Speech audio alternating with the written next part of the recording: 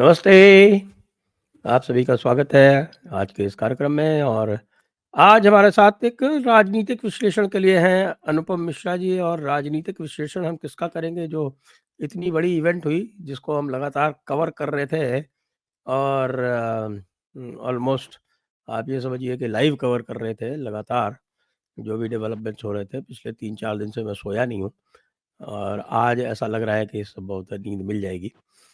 तो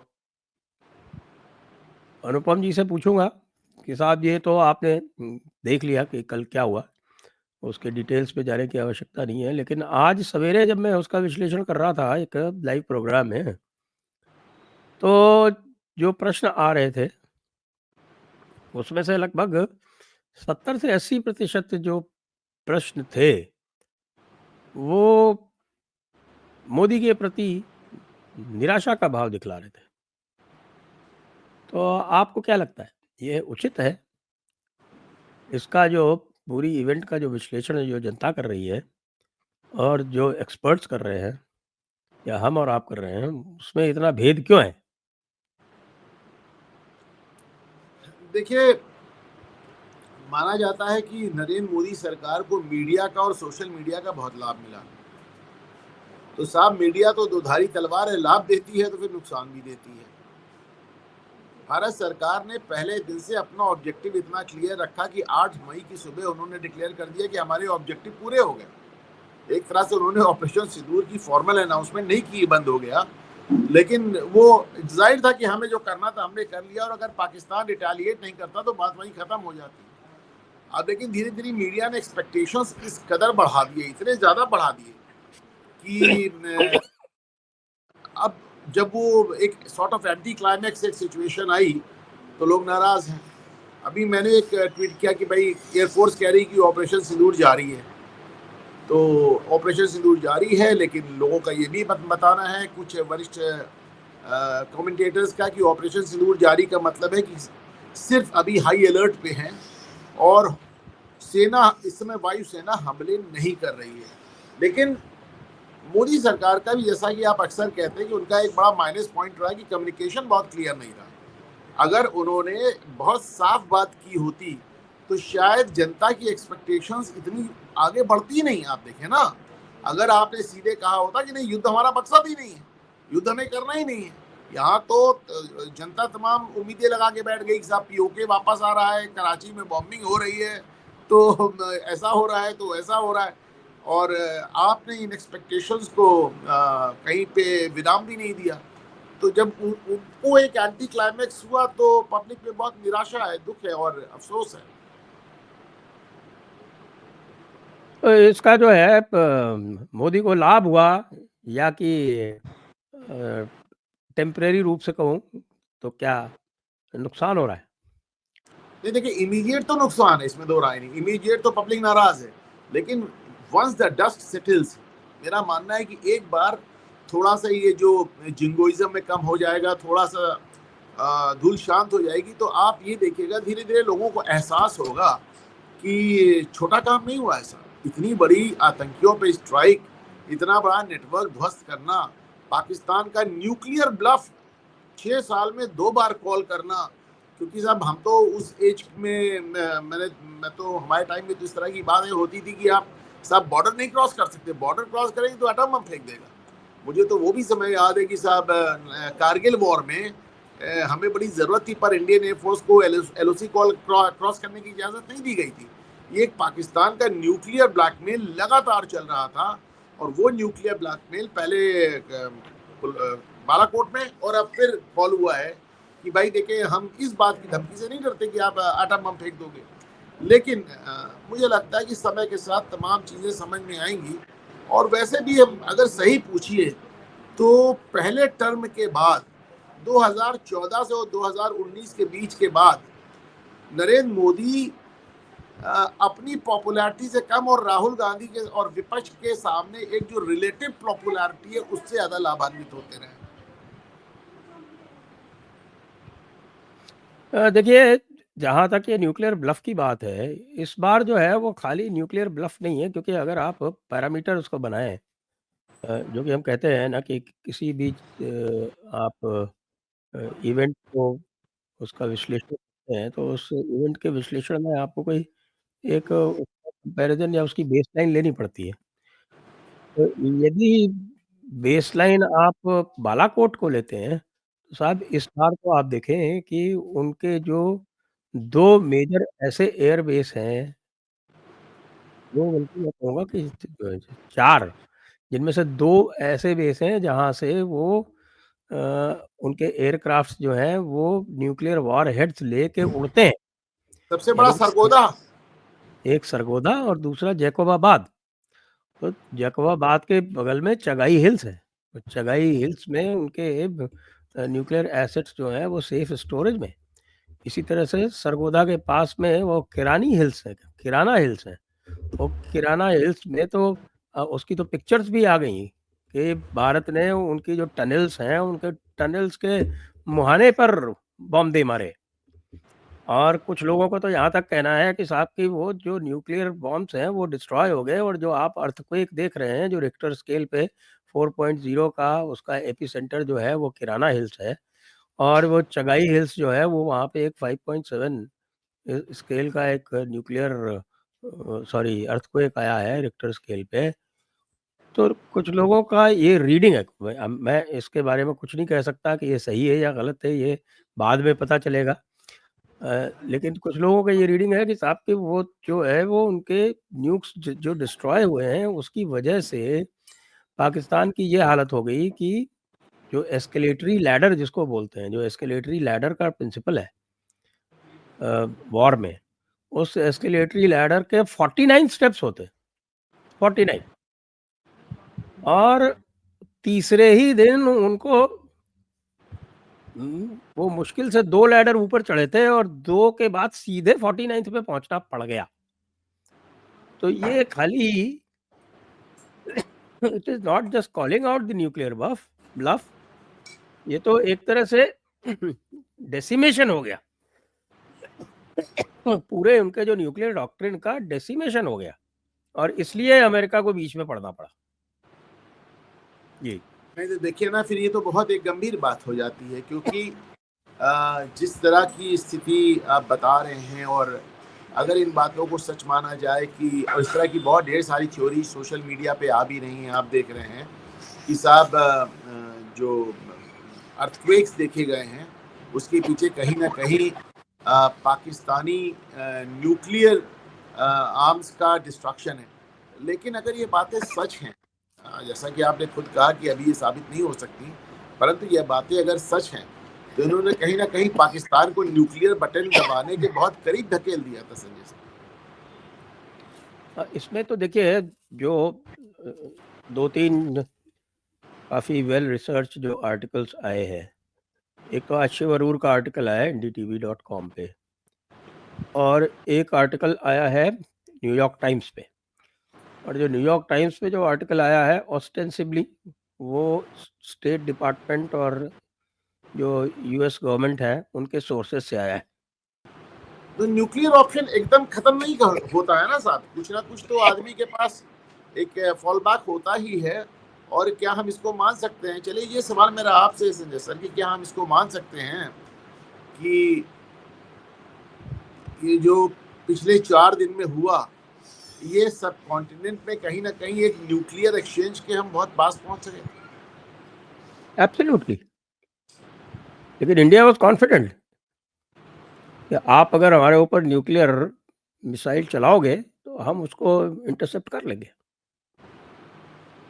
लेकिन प्रॉब्लम इसमें ये हुई कि यूएस और वेस्ट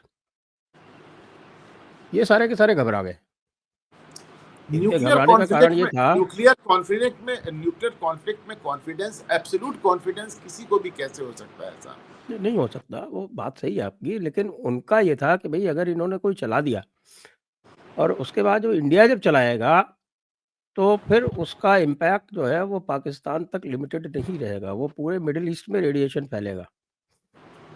क्योंकि अब जो है हवाएँ बदलने वाली हैं, डायरेक्शन जो है वो ईस्ट टू वेस्ट जाएगा हवाओं का, और सारा का सारा इम्पैक्ट जो है वो उधर मिडल ईस्ट की तरफ आएगा। तो इससे वो बहुत ज़्यादा घबराया। तो भारत से ज़्यादा भारत घबराया हुआ नहीं था। भारत ने तो कहा था चलाओ तुम देखते हैं। तो जिस तरह से इनकी जो फ़तेह 1, फ़तेह 2 ये जो बैलिस्टिक मिसाइल्स भारत ने इंटरसेप्ट की, उसके बाद तो भारत का कॉन्फिडेंस स्काई हाई था उनका, कुछ भी भेजो। देखिए एयर डिफेंस सिस्टम जो है हमारा, उसने लगभग 100% परफेक्शन पर परफॉर्म किया है, लगभग। नहीं नहीं नहीं, ये मैं कहता हूँ, ये मैं लगातार कह रहा हूँ कि बॉर्डर टाउन्स में जो शेलिंग हो रही है, उसके अलावा मतलब मिसाइल से जो नुकसान पाकिस्तान, मतलब जिस तरह का नुकसान पाकिस्तान में ड्रोन और मिसाइल से नजर आ रहा है, वो this side of the border नजर नहीं आता। इसमें सोशल मीडिया का युग है, कोई चीज छुपाई नहीं छुपती संजय सर। आप देखिए, आपके पास वो पाकिस्तानी एयर बेसिस पे जो हमले हुए, लोगों ने उसके वीडियो भी बना के अपलोड कर दिए। ऐसे में आज की तारीख में कोई चीज छुपाना असंभव है। उसको देखें तो आपको समझ में आएगा, ये साथ this side of the border Bharat की तरफ, चाहे वो ड्रोन के हमले हो या मिसाइल के हो, वो करीब करीब सब न्यूट्रलाइज कर देंगे। जबकि छोटे ड्रोन्स के जो हमले हैं, जो छोटे रॉकेट्स के हमले हैं, जो कि नया नॉर्मल था, जो हमास ने गाजा से इजराइल पे लगातार प्रहार किया था, उसमें भी इजराइल की जो उनका जो न्यूट्रलाइजेशन था वो 97-98% ही था। यहाँ तो कोई इक्का दुक्का निकला है उस ग्रिड से बाहर, बाकी निकला नहीं है। एकदम इक्का दुक्का निकला है, एकदम ज्यादा न्यूट्रलाइज। बल्कि हमको ज्यादा नुकसान बॉर्डर टाउन पे जो शेलिंग हुई है उससे हुआ है। हाँ, शेलिंग से हुआ है, शेलिंग से हुआ है, डेफिनेटली हुआ है, और शेलिंग से होता है। वो शेलिंग को रोकने का और कोई उपाय भी नहीं है। और मैं आपको ये भी बताऊं, कल मैंने उसकी क्लिप बना के जयपुर डायलॉग्स पे लोड भी किया है।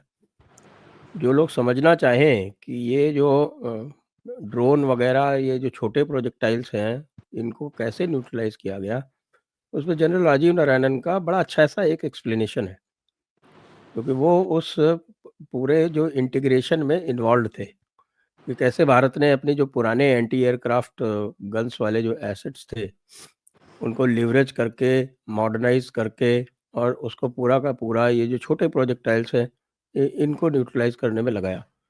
वो पूरा का पूरा ऑटोमेटेड सिस्टम हो गया है।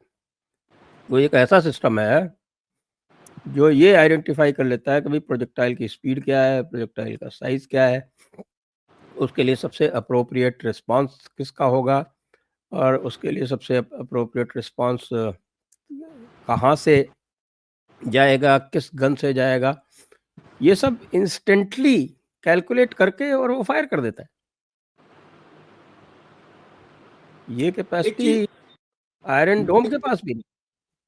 नहीं, एक चीज और देखें सर, और इसमें मैं आपका भी वो चाहूंगा अभी कि आपको नहीं लगता है कि जो 3 दिन कॉन्फ्लिक्ट, 4 दिन, 3 साढ़े 3 दिन जो भी कॉन्फ्लिक्ट चली, उसमें भारत ने अपने पूरे पोटेंशियल को कहीं आसपास भी छूने का प्रयास नहीं किया? ना नेवी सिर्फ आपको थ्रेटनिंग नजर आई, नेवी का इस्तेमाल नहीं हुआ। कहीं पे आपको इंडियन आर्मी बॉर्डर को क्रॉस करके थ्रस्ट करती नजर नहीं आई। आपको एयरफोर्स के अलावा किसी चीज का प्रयोग नहीं हुआ। तो ये जो एक, ये अपने आप में दिखाता है कि इंडिया का कोई इंटेंशन नहीं था इसको बॉर्डर बदलने का। इंडिया का कोई इंटेंशन नहीं था इसको बॉर्डर बदलने का। ये तो भारत का जो ऑब्जेक्टिव है, जो स्टेटेड ऑब्जेक्टिव ये था कि साहब कि we will give them punishment, और ये कहा भी था कि साहब कि हम जो है वो कल्पना से परे इनको पनिश करेंगे। भारत का ऑब्जेक्टिव पनिशमेंट था, और इसीलिए उन्होंने अपने पहले साल्वो में आपने देखा कि उन्होंने टेरर बेसिस को स्ट्राइक किया, और टेरर बेसिस को डीप जाके पाकिस्तान में किया। पाकिस्तान के आप साइकोलॉजी समझिए, पाकिस्तान की पूरी साइकोलॉजी ये है कि उनका जो पंजाब है वो इम्प्रेग्नेबल है, उसको कोई क्रॉस नहीं कर सकता। वो बालाकोट वाला भी जो है वो इसलिए ज़्यादा सीरियसली उन्होंने नहीं किया, क्योंकि वो बालाकोट जो था वो खैबर पख्तूनख्वा में पड़ता था। आज तक पंजाब में क्रॉस कभी नहीं किया, यहाँ तक कि पंजाब में शेलिंग भी नहीं करते थे। ये भी पंजाब से शेलिंग नहीं करते थे, कभी-कभी मॉर्टार वाटर बीएसएफ वगैरह चलाते थे। लेकिन ये पहली बार ऐसा हुआ है कि साहब आपने पूरा का पूरा पंजाब छेद दिया, पूरा छेद दिया। आप देख लें, जो इतने मेजर एयर बेसेस हैं इनके, सर सारे के सर सारे पंजाब मुझको में। मुझे मुझे ये बात थोड़ी आपकी कब समझ में आई कि वो अपने को इम्प्रेग्नेबल समझते हैं। मैं आपको 2 उदाहरण दे रहा हूँ। समझते नहीं, थे मैं एक थे एक थे मिनट थे थे नहीं, पहले समझते भी क्यों थे? उनकी कम बुद्धि अगर समझते थे, ओसामा बिन लादेन वाले मुद्दे पे समझ में आ गया, वो हो गया, बड़ी बात नहीं है। बड़ी बात है कि तुमको पता नहीं चला।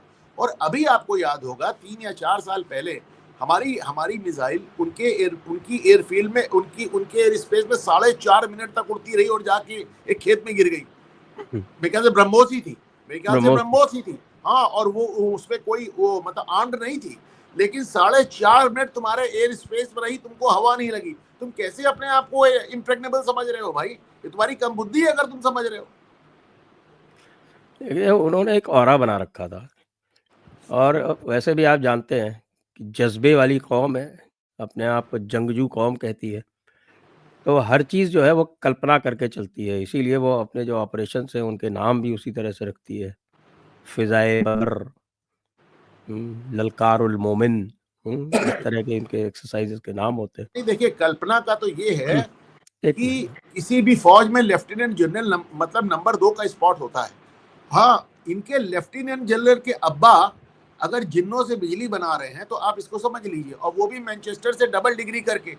जो शख्स मैनचेस्टर से इंजीनियरिंग में 2 मास्टर्स करके आए और उसके बाद वो जिन्नों को पकड़ के उनसे बिजली पैदा करे, तो उसका लड़का अगर लेफ्टिनेंट जनरल है तो आप समझ लीजिए।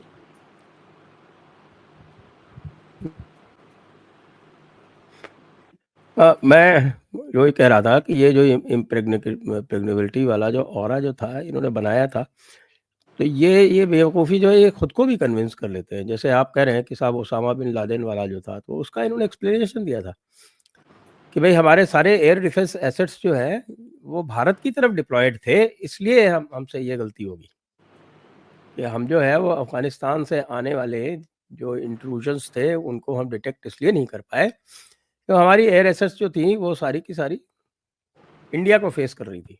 हालाँकि बड़े अजीब-सी बात है, क्योंकि कोई भी एयर एसेट्स होती है वो 360 डिग्री कवर करती है। अगर 360 डिग्री नहीं कवर करती तो यूज़लेस है। लेकिन ये इन्होंने एक्सप्लेनेशन दिया था, ये इससे इन्होंने अपने आप को भी कह सकते हैं कि डिल्यूड किया और पब्लिक को भी डिल्यूड किया। तो पब्लिक में भारी कॉन्फिडेंस थी कि साहब कुछ भी हो जाए, मान लो इंडिया के सिंध में भी चला जाए, बलूचिस्तान में भी चला जाए, खैबर पख्तूनख्वा में ही चला जाए, पंजाब में तो नहीं आ सकता। वो साइकोलॉजी सोचिए आप, उस साइकोलॉजी का क्या हुआ? उसी साइकोलॉजी को प्रोटेक्ट करने के लिए मियाँ शहबाज शरीफ जो है वो विक्ट्री स्पीच दे रहे हैं, ये समझिए। लाहौर, गुजरावाला, रावलपिंडी, इनकी कल्पना से परे था कि वहां पे भी इस तरह बमबारी हो सकती।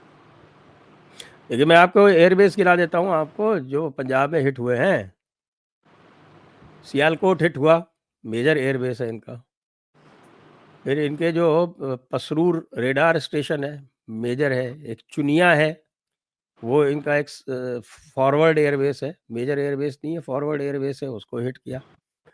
उसके बाद 2 मेजर एयरबेस हैं, एक को ये मुरीद कहते हैं, वो जो चकवाल में है, झेलम के थोड़ा नीचे, झेलम ज़िले में ही है शायद वो।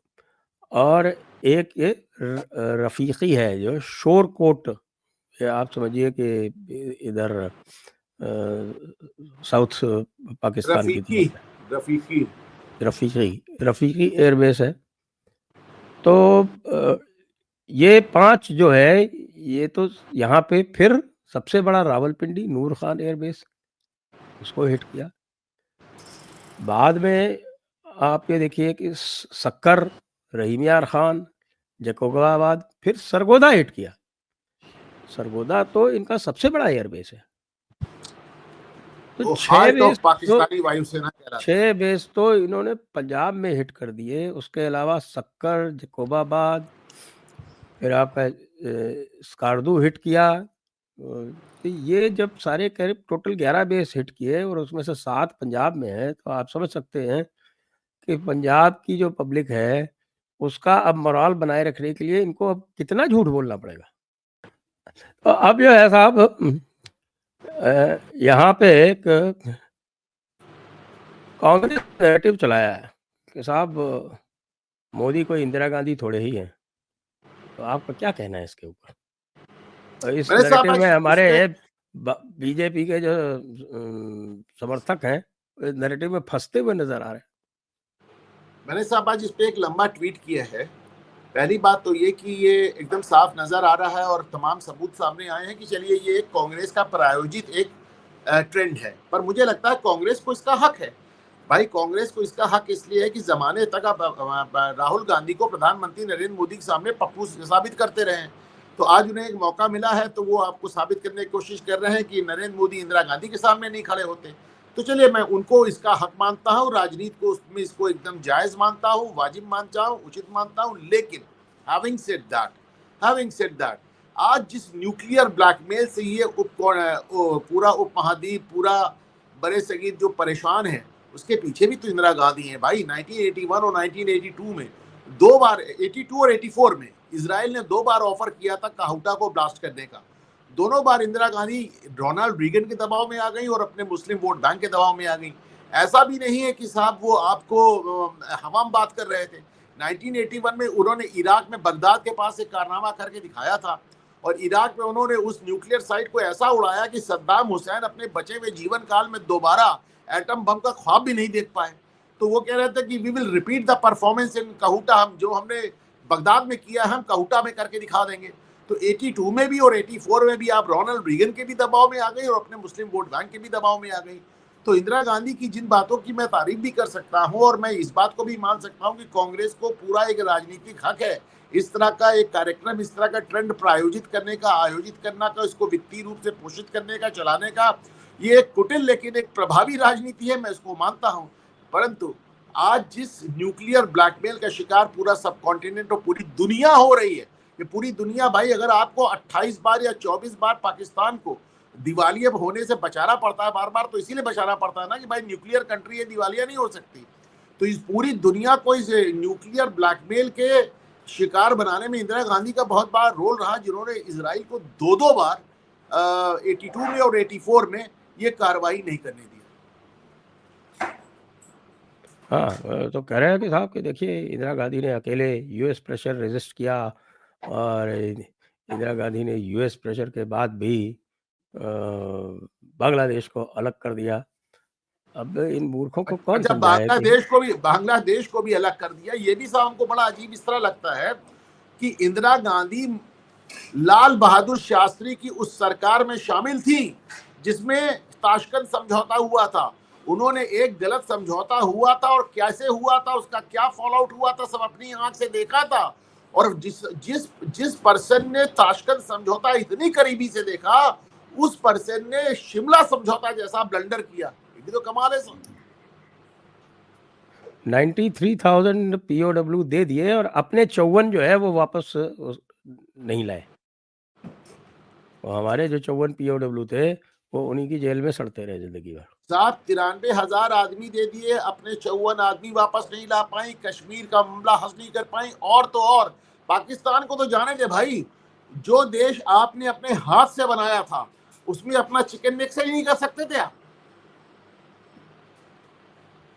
तो बहुत सारी चीजें थी जो उस टाइम पे स्ट्रेटन आउट कर सकते थे। वो आप जो चाहते उनकी टेरिटरी ले सकते थे उस समय पे।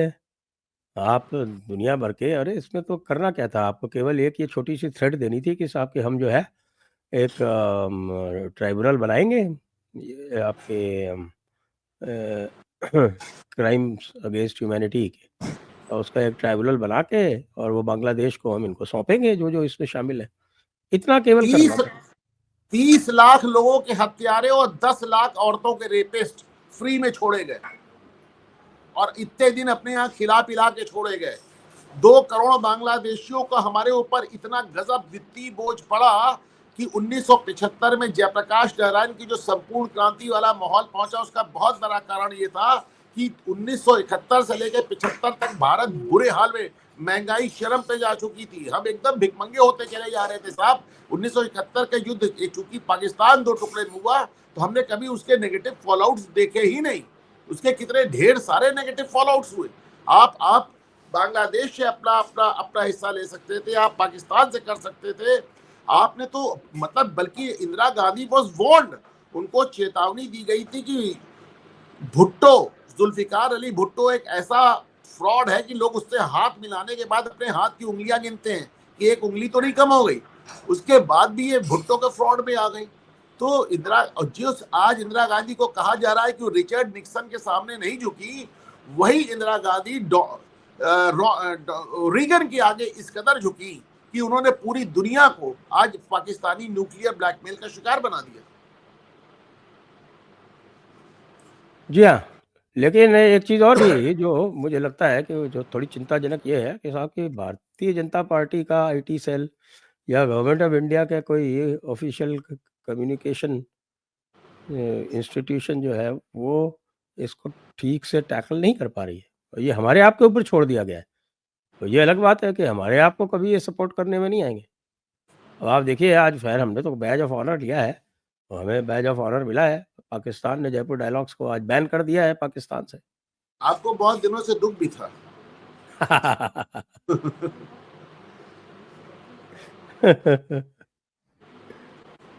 तो ये जो कम्युनिकेशन फेलियर जो है, ये कंटिन्यूइंग कम्युनिकेशन फेलियर है, लगातार देखने में आ रही है। ये 2024 के चुनाव के समय में भी देखने में आ रही थी, अभी भी दिख रही है।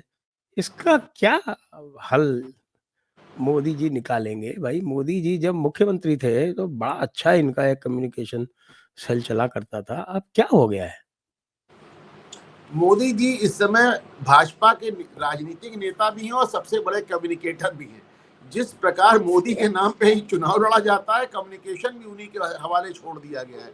अब शायद ये अपेक्षा कर रहे हैं कि नरेंद्र मोदी आईटी सेल भी चलाएंगे, लेकिन मुझको कभी कभी ये जरूर लगता है कि 2024 में जो आपके साथ हुआ, उसके बाद संगठन में कोई आमूल चूल बदलाव ना होना, वो एक बहुत बड़ी कमी रही साहब, बहुत बड़ी कमी।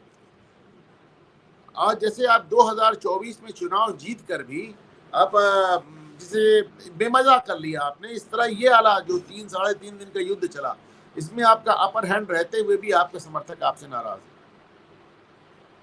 हैं। ये तो बहुत बड़ी फेलियर है ना, कम्युनिकेशन फेलियर।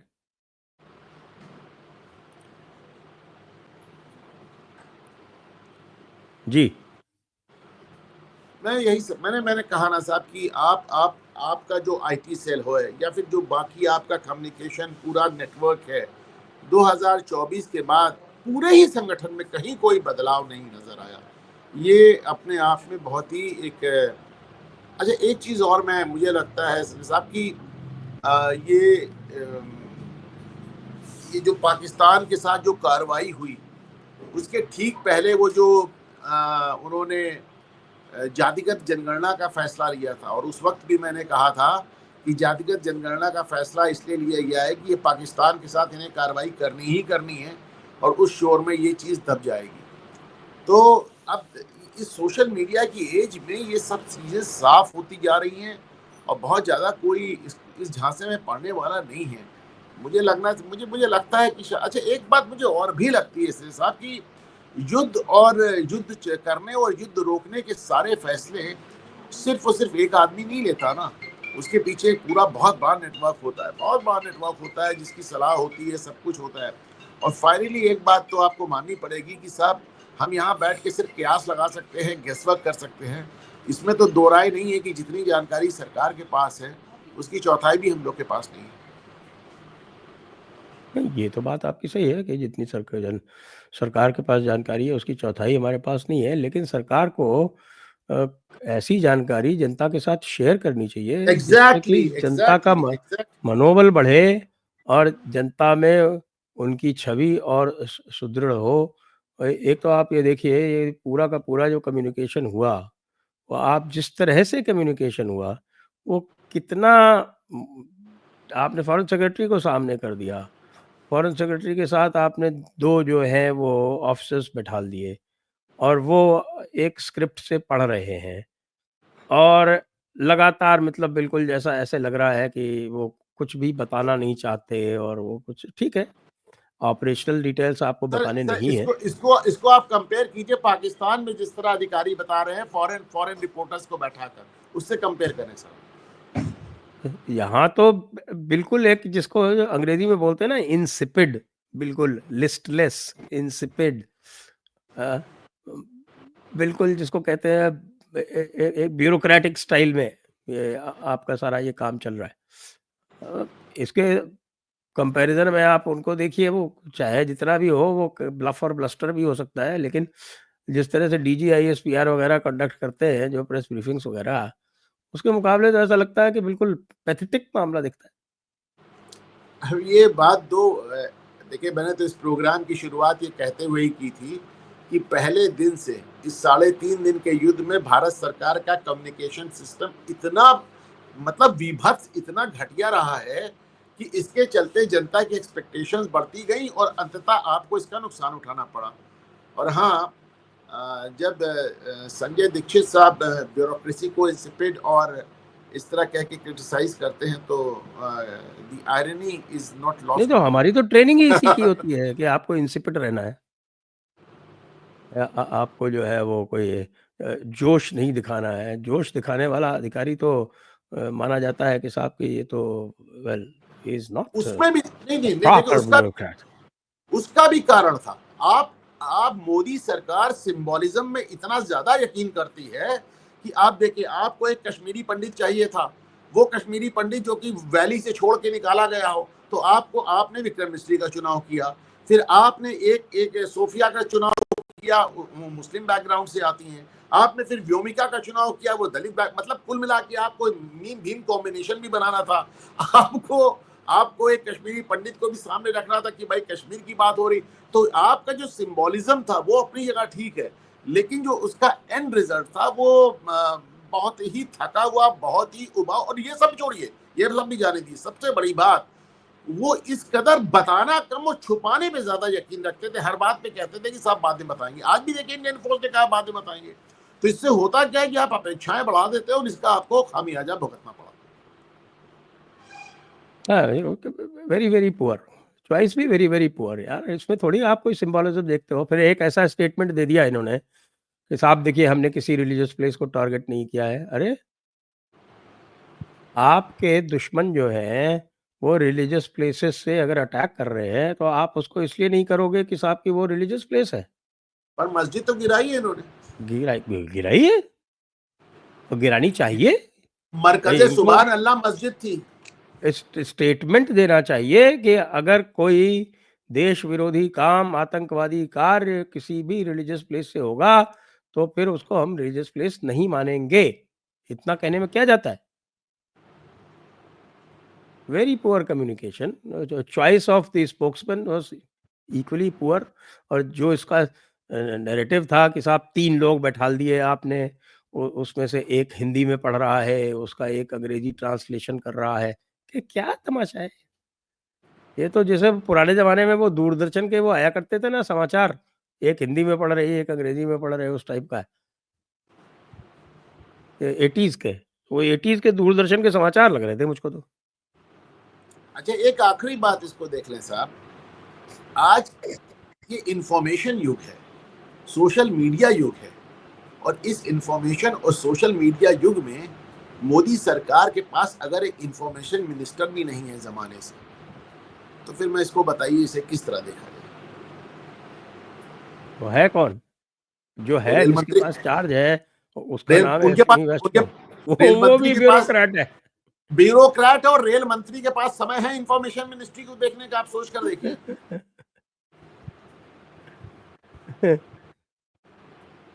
ये जो है ना कि इसमें से ये भी कई बार लगता है कि भाई नरेंद्र मोदी जी जो हैं वो अपने चारों तरफ ऑरा उन्होंने अपनी ऐसी कर ली है कि और कोई भी व्यक्ति जो है वो इनिशिएटिव लेते हुए भी डरता है। ये एक और समस्या है। कोई भी जो है वो ओपनली आता नहीं है। अच्छा, आप एक बड़ा अच्छा काम कर सकते थे। जो चीज़ ओपन में है, पब्लिक में है, अब आपने कहा कि हमने 11 बेसेस डिस्ट्रॉय किए, करेक्ट? ये तो आपका स्टेटमेंट है। 11 बेसेस के आपने नाम दिए। तो यदि आपने ये 11 बेसेस डिस्ट्रॉय किए हैं, तो उनकी जो पिक्चर्स हैं या जो उनके वीडियोज़ हैं, वो वीडियोज़ आप लीक क्यों कर रहे हैं? खुद ऑफ़िशियली क्यों नहीं जारी कर रहे हैं?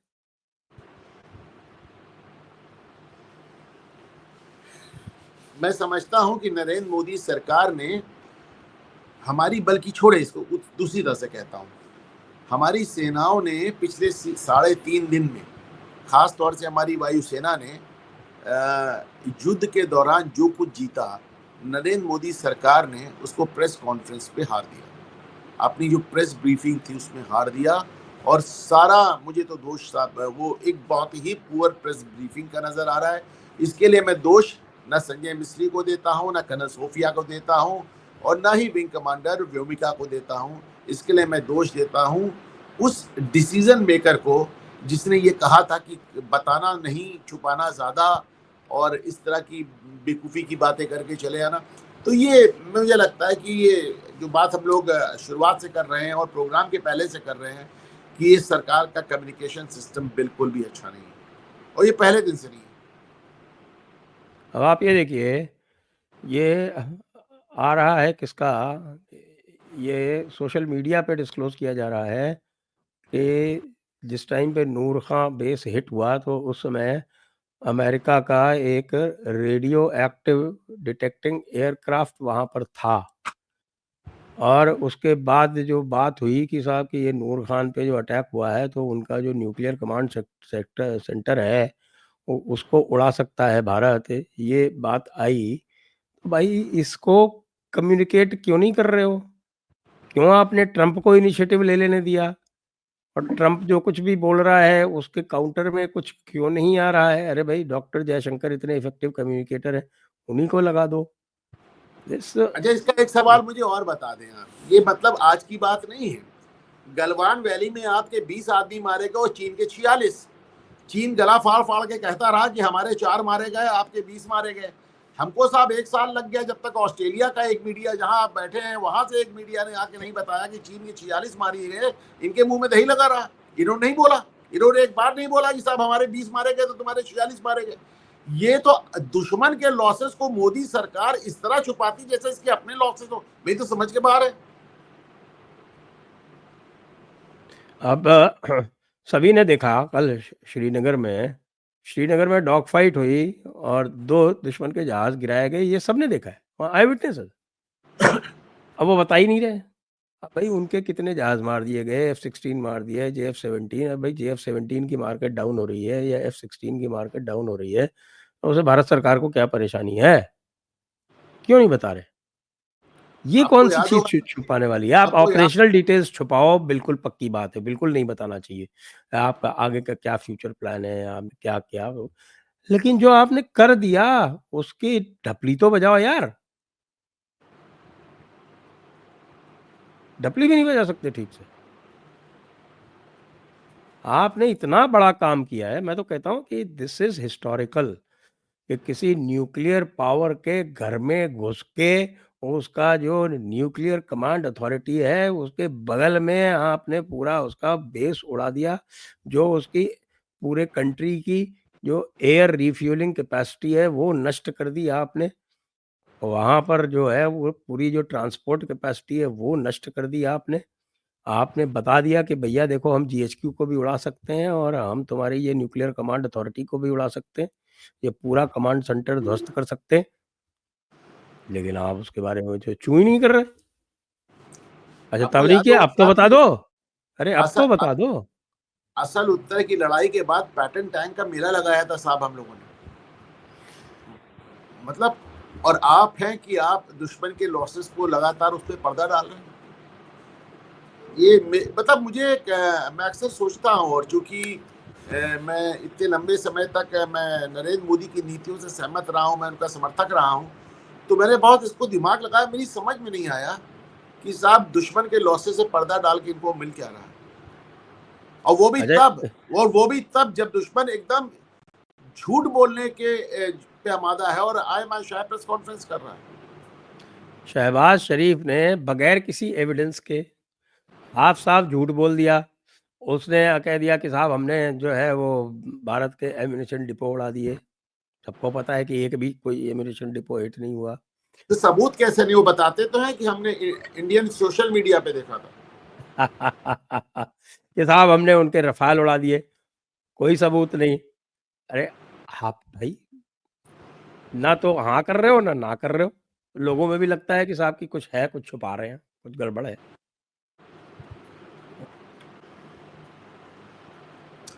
आपको बहुत सोच के कुछ समझ में आता है कि साहब जब पाकिस्तान ऊट पटांग बयान दे रहा हो, ऊट पटांग प्रेस कॉन्फ्रेंस अनाप शनाप दावे कर रहा हो, उस समय भारत सरकार की इस तरह छुपाने वाली नीति के पीछे क्या हो सकता है? क्योंकि बहुत ऐसा रेयर होता है कि मुझे लगता है कि मैं बिल्कुल क्लूलेस हूँ, मुझे बिल्कुल समझ में नहीं आ रहा कि आप इसको एक्सप्लेन कर सकते हैं संजय जी? नहीं, मैं तो इनके कम्युनिकेशन स्ट्रेटजी का बड़े समय से आलोचक हूँ और वही इस बार भी दिखा।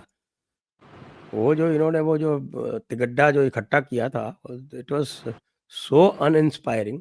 मैं बता नहीं सकता आपको कि कितना अनइंस्पायरिंग था वो सारा का सारा शो। और great achievements by the armed forces, but very poor achievement by the communication team.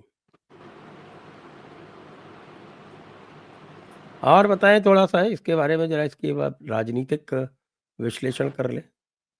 राजनीतिक विश्लेषण में आपको क्या दिखता है? Obviously this was not done with an eye on any elections, क्योंकि इलेक्शंस तो अभी बहुत दूर है।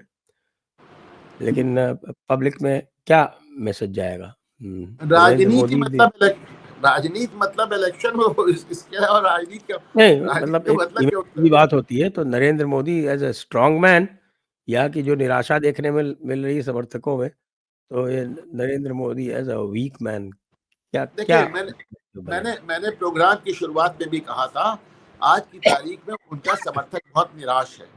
लेकिन एक बार थोड़ा-सा जिसे कहना डस्ट सेटल करेगी, थोड़े समय बाद लोगों को एहसास होगा कि छोटा काम नहीं हुआ है, बहुत बड़ा काम हुआ है। लेकिन इसको भी आप जान लें संजय साहब कि ये जो कुछ दिन बाद पब्लिक का जो थोड़ा-सा दिमाग बदलेगा और उन्हें लगेगा कि प्रधानमंत्री मोदी ने बड़ा काम कर दिया, तो उसमें 2 फैक्टर रिस्पॉन्सिबल होंगे। उसमें एक तो आपके जैसे टीवी चैनल रिस्पॉन्सिबल होंगे, जो उनकी तरफ से पूरी बात बता रहे हैं क्या-क्या हुआ, और दूसरे जनता का अपना दिमाग जो आज भी प्रो मोदी है, तो वो अपने को समझा लेता है कि नहीं साहब, मोदी जी ने छुपाया भी तो कुछ सोच के छुपाया होगा। तो बाकी आप समझ लीजिए कि इनके अपने कम्युनिकेशन का तो उसमें कोई योगदान नहीं होगा। आज तात्कालिक रूप में मोदी का समर्थक उनमें बड़ी मात्रा में निराश है, नाराज है। लेकिन मैं मानता हूं कि कुछ दिनों में बात समझ में आएगी कि मामूली काम नहीं हुआ। हाँ जी, हाँ जी, क्योंकि देखिए नैरेटिव ये भी चलाया था जब आपको बालाकोट हुआ था, उसके बाद आपने देखा था कि कांग्रेस वगैरह ने किस तरह से नैरेटिव चलाया था कि भाई सबूत दो, सबूत दो। इस बार सबूत गैंग तो सबूत भी मांगने की स्थिति में नहीं है। उसके बाद इमरान भी मसूद इस बार भी सबूत मांग रहे थे।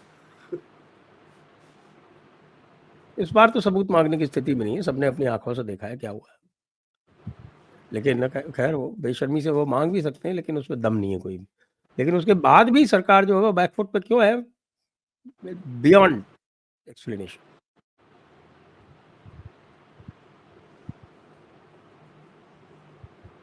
मैंने कहा ना कि अभी कुछ लोग नाराज हैं, समय के साथ लोगों को समझ में आएगा बहुत बड़ा काम हुआ है, नाराजगी फिर कम हो जाएगी, खत्म नहीं भी होगी। लेकिन 2 बातें याद रखें कि जो नाराजगी समय के साथ जाएगी, इसमें सरकार का योगदान नहीं होगा। और दूसरी बात याद रखिएगा कि चुनाव सिर्फ वोट से नहीं जीते जाते, चुनाव उमंग और हौसले से भी जीते जाते हैं। ये बात 2024 में नजर आ गई, जहां पे आप जीत कर भी बहुमत नहीं पाए। वो हमारा वो कास्ट सेंसस कहाँ गया? गायब हो गया? नहीं, अरे नहीं,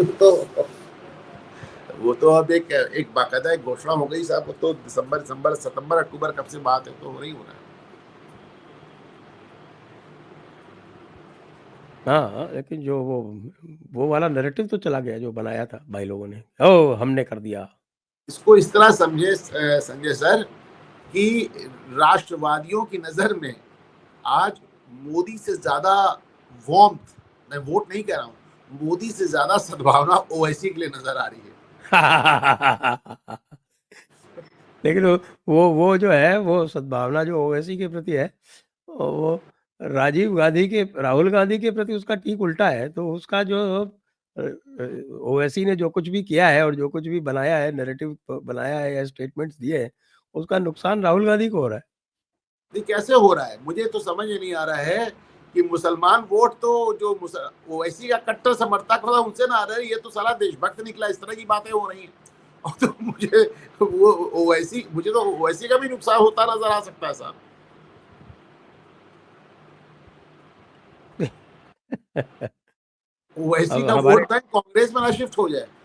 सबसे ज्यादा जो है वो नुकसान तो हमारे ट्रंप बाबू कर रहे हैं, जो रोज नई चीज जो है वो कुछ भी बोल देते हैं। अब कह रहे हैं कि साहब कि वो मुझको बताया गया जबकि साहब कि क्या वो न्यूक्लियर मूव्स कर रहा है Pakistan, then I was forced to intervene. कुछ भी बोल रहा है बंदा। एकदम अनगाइडेड मिसाइल है साहब, एकदम लूज कैनन है। नहीं तो भाई कम से कम ये तो क्लैरिफाई कर दो, एक स्टेटमेंट दे दो कि भाई Kashmir is not up for mediation, इतना तो कर सकते हो। नहीं, मैं इसको देखें साहब, इसको देखें। पाकिस्तान कह रहा है कि चीन ने हमसे कहा कि हम तुम्हारे साथ मजबूती से खड़े हैं। चीन ने कोई बयान नहीं दिया, चीन ने कोई बयान नहीं दिया। ये पाकिस्तान ने चीन से बात करके बताया कि चीन ने हमसे कहा हम तुम्हारे साथ मजबूती से खड़े हैं। शी जिनपिंग का कोई बयान नहीं। और आप जब शी जिनपिंग के और डोनाल्ड ट्रंप के बयानों में अंतर देखें तो आपको पुरानी कहावत याद आएगी कि मूर्ख दोस्त से बुद्धिमान शत्रु बेहतर होता है। सही बात है, बिल्कुल सही बात है। तो आइए फिर चर्चा को अब यहाँ पे विराम देते हैं। दर्शकों को बहुत बहुत धन्यवाद, अनुपम जी को बहुत बहुत धन्यवाद। जय हिंद, जय भारत, वंदे मातरम। वंदे मातरम। तो अब इस चर्चा को यहीं पर विराम देंगे। आप सभी दर्शकों को बहुत बहुत धन्यवाद और ओंकार जी को और धीरेन्द्र जी को भी बहुत बहुत धन्यवाद। जय हिंद, जय भारत, वंदे मातरम। जय हिंद, वंदे मातरम।